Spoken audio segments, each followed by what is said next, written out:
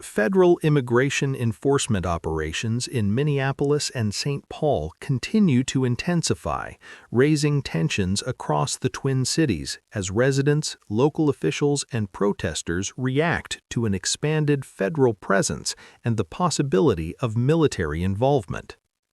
Thousands of federal agents from Immigration and Customs Enforcement and Border Patrol are currently operating in the area as part of a large-scale crackdown. Their presence has been reported in residential neighborhoods, near schools, hospitals, and local businesses.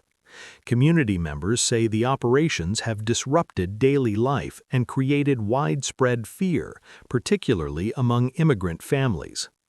The situation escalated following the death of Renee Nicole Good, a 37-year-old U.S. citizen who was shot and killed by an ICE agent during an enforcement operation earlier this month.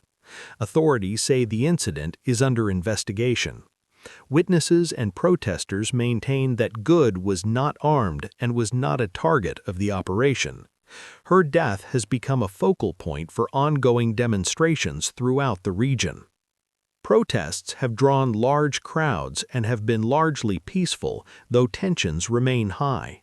Demonstrators accuse federal agents of aggressive tactics, including warrantless home entries, wrongful detentions, and the intimidation of residents. Civil rights advocates report multiple complaints involving U.S. citizens who were temporarily detained and later released after proving their legal status.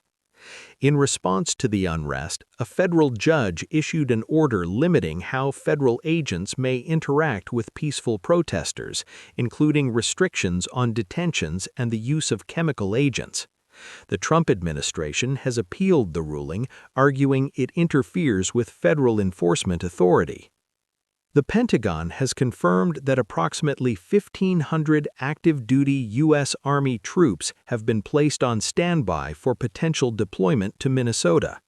Officials say no decision has been made to deploy the troops, but the announcement has heightened concerns among state and city leaders who warn that military involvement could further escalate tensions.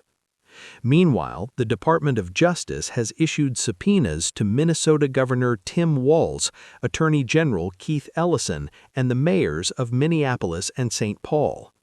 Federal officials say the subpoenas are part of an investigation into whether local authorities obstructed federal immigration enforcement.